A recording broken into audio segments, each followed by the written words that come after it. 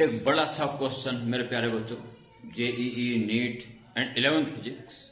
एक बड़ा अच्छा क्वेश्चन आपके सामने है फ्लूइड का। एक ऐसा क्वेश्चन जिसमें continuity, principal of continuity, velocity of efflux और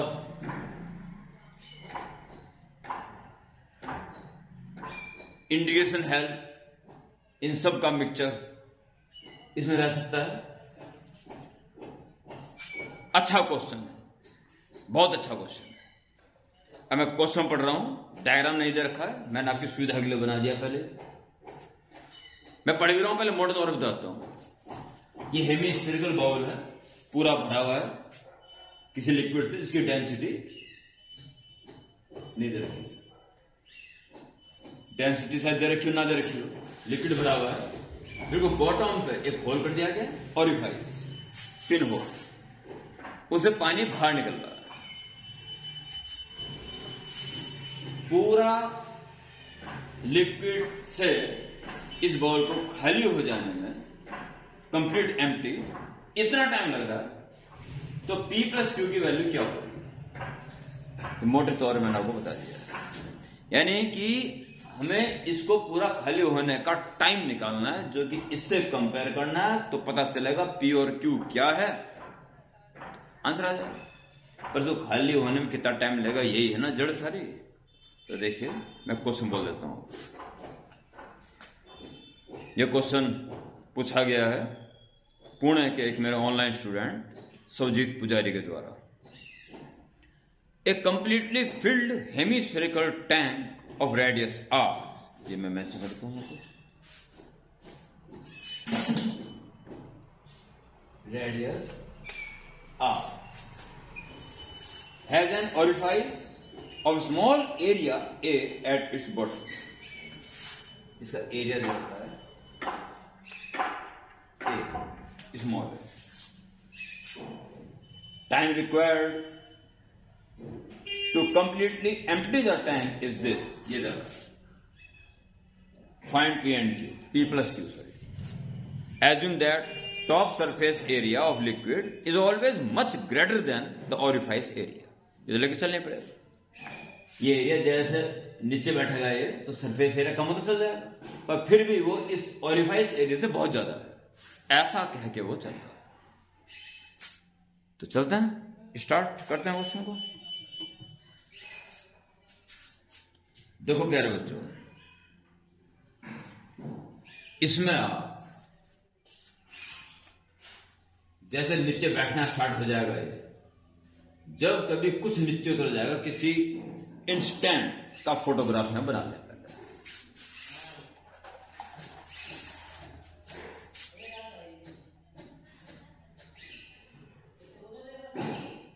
थोड़ा बड़ा बन गया तो कोई बात नहीं, इस बात से कोई फर्क नहीं पड़ता। और ये उतरते उतरते यहां तक, ठीक है, ये लिक्विड उतरते उतरते यहां तक आ गया।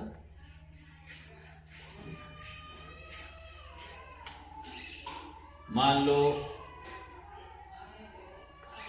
उसका लेवल x नीचे आ गया,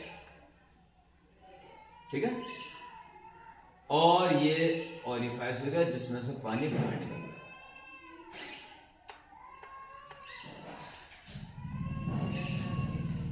इस स्टैंड की बात हम कर रहे हैं। मान लो जैसे ही टॉप भरा होता, कह रहा है कंप्लीटली फिल्ड, तो टाइम t इक्वल टू 0 था, और t टाइम में ये कंडीशन है, ये था t इक्वल टू 0 की स्थिति यहां थी, ये थी t इक्वल टू 0 की, और ये किसी time t equal to t की स्थिति, ठीक है। इस समय ये अपर लेवल जो है बिल्कुल फ्लैट रहता है और धीरे धीरे नीचे बैठ रहा है। स्ट्रीमलाइन फ्लो उसको कहेंगे, और इसमें प्रिंसिपल ऑफ कंटिन्यूटी यूज करेंगे। प्यारे बच्चों,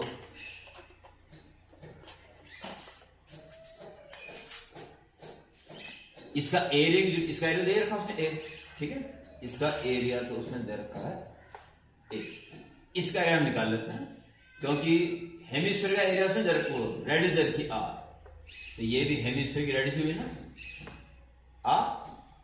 एक्स, तो ये आ जाएगा, ये है इस मोमेंट में अपर सरफेस का रेडियस।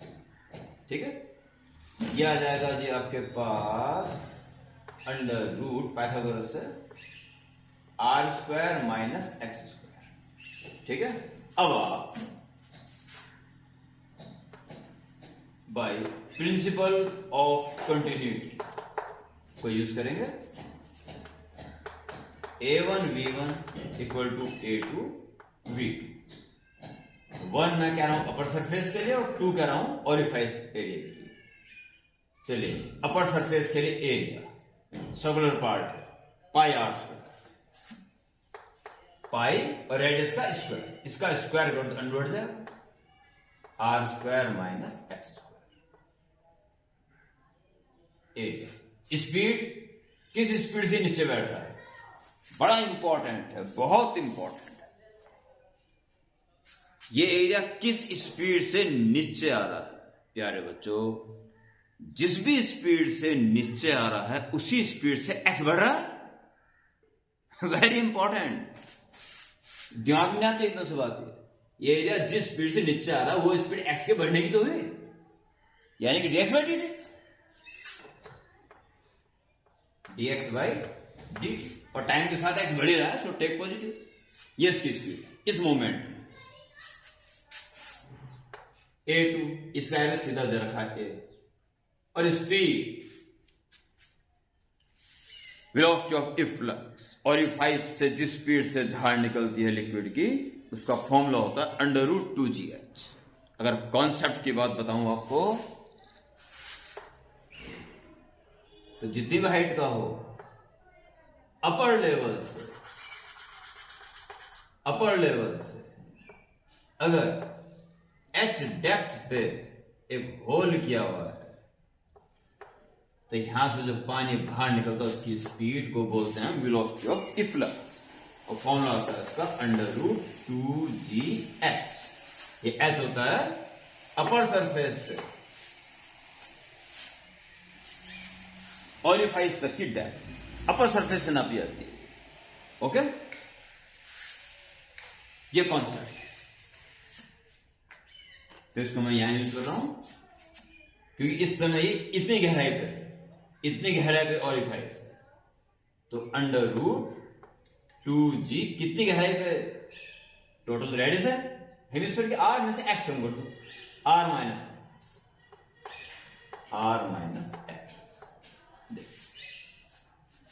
ओके, अब मैं क्या करना है, ये एक्स जीरो से बढ़ते बढ़ते पूरा आर हो जाएगा, तो पूरा खाली हो जाएगा। तो इस दौरान टाइम कितना लगा जीरो से लेकर, बस ये निकालना है। तो आप क्या करेंगे इसमें, एक्स डीएक्स के साथ एक्स वाले फंक्शन लेंगे सर। जैसे डीएक्स है ये, तो डीएक्स के साथ ऑलरेडी क्या है, पाई तो कांस्टेंट है, ऐसे रहने दीजिए इसको,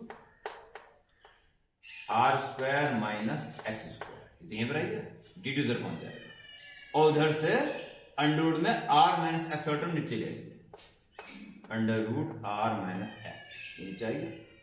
वहां क्या बचा, ए अंडर रूट 2g, और यहां से dt चला गया। ठीक है, ये x वाले फंक्शन dx के साथ और t वाले फंक्शन dt के साथ आ गए।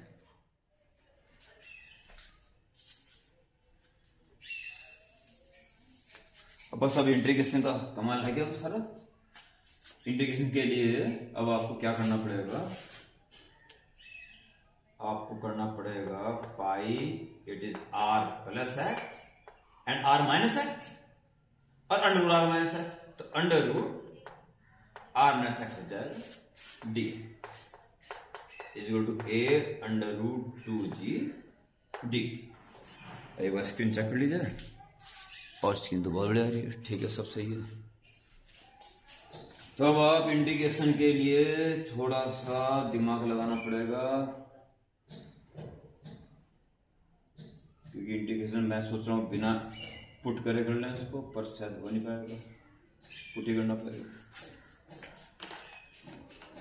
इसके लिए अब आप क्या करेंगे, put R minus x is कुछ एज्यूम करना, ठीक है, तो ताकि इंटीग्रेशन आराम से हो सके। डेरिवेटिव कीजिए एक्स के रिस्पेक्ट में, आपको चाहिए this d x, d y by d x is equal to R का 0 हो जाएगा और -1, ये एक्स के रिस्पेक्ट का derivative is equal to d y by d x, तो डी एक्स लिख देंगे इज डी वाई, ठीक है, तो डी एक्स वैल्यू लिख देंगे हम माइनस के डी वाई। आइए अपनी उसमें इंटीग्रेशन आ जाइए, पाई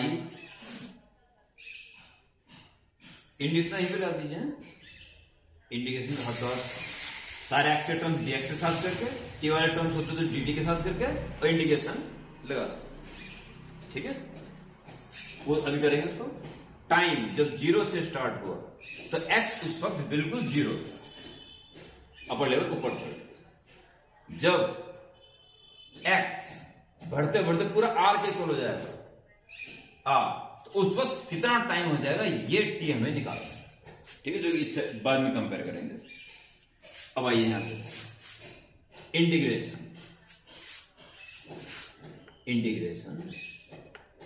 पाई आर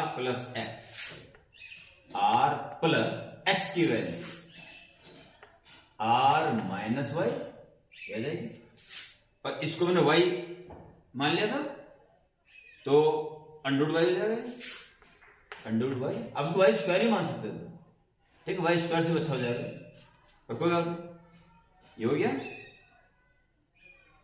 अंडर रूट वाई, और dx की वैल्यू हो जाएगी माइनस डी वाई, और इस side a under root 2g तो कांस्टेंट बचेगा 1 का हो जाएगा t, और t का हो जाएगा फिर t माइनस 0, सीधा कैपिटल टी, ठीक है। तो इस कैपिटल टी अलग भी कर दिया साथ साथ, कि मैं कैपिटल टी ही निकालना है अल्टीमेट। तो अच्छा लिमिट रहेगी, देखिए जब x के रिस्पेक्ट में x 0 था तो y की वैल्यू हो जाएगी r, और जब r x की वैल्यू होगी तो y हो जाएगा r माइनस r0। अगर आप लिमिट भी हाथ तो हाथ चेंज कर देते हो तो फिर आपको y को दोबारा x में लाने की जरूरत नहीं, ठीक है, बस चलते रहो। तो t इज इक्वल टू, बस t निकाल दीजिए, एक तो माइनस पाई बाहर आ गया यहां से, और वहां से अपॉन में a अंडर रूट 2g दिया गया, t इज इक्वल टू, ये अपॉन में आ गया, पाई बाहर निकल गया, माइनस हो गया, integration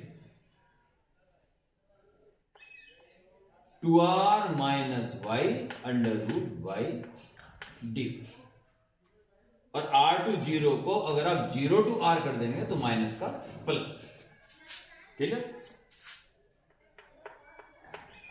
pi upon a under root 2g integration 0 to r under root y minus y under root y means y power 3 d pi by a under root 2g 2r y power 1/2 plus 1 3/2 y power 3/2 upon 3/2 minus y पर 3/2 plus 1 5/2 upon 5/2 0 to r pi by a under root 2g 2 to 4/3 और r दीजिए, r power 3/2 plus 1 5/2 r power 5/2, यहां रखिए r की value, ये 2 पर पहुंच जाएगा 2/5 और r पावर 5, और माइनस 0 होगा तो दोनों 0 हो जाएंगे, ये बचेगा बस। स्क्रीन साथ दे रही है पूरा। स्क्रीन शॉट दे रही है पूरा, ठीक है। Pi upon a under root 2g ऐसे में आ जाएगा 15 और r पावर 5/2 ले लीजिए कॉमन, तो 5 और 20 माइनस 6, 20 माइनस 6 14, ठीक है जी।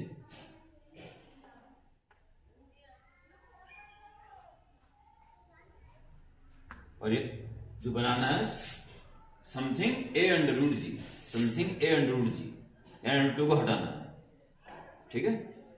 तो क्या करोगे, ये सही कराना, 5 20 माइनस 6 14 होता है, ठीक है। और ऊपर चाहिए पाई, ये तो आ गया समथिंग अंडर रूट 2, ठीक। देखिए 7 इंटू 2 14 को लिखेंगे, 7 इंटू 2 और 2 को अंडर रूट 2 से कट कर दीजिए तो अंडर रूट 2 बचे, बाकी पाई r पावर 5/2 के बाद अपॉन अंडर रूट 2 तो कट गया, 15 a under root G, 15 a under root G, ठीक है जी। ये कंडीशन है। तो यहां पे अगर आप मैच करेंगे तो अंडर रूट 2 पाई r पावर, तो p की जगह साफ साफ 7 दिखाई दे रहा है और q ये, तो इसका मतलब यह है कि p प्लस q की वैल्यू, p प्लस q की वैल्यू 7 plus 15 equal to 22, it should be answer. ये इसका आंसर होना चाहिए। थोड़ा सा ना दिख रहा हो तो थोड़ा सा, हालांकि दिख तो रही है, लीजिए।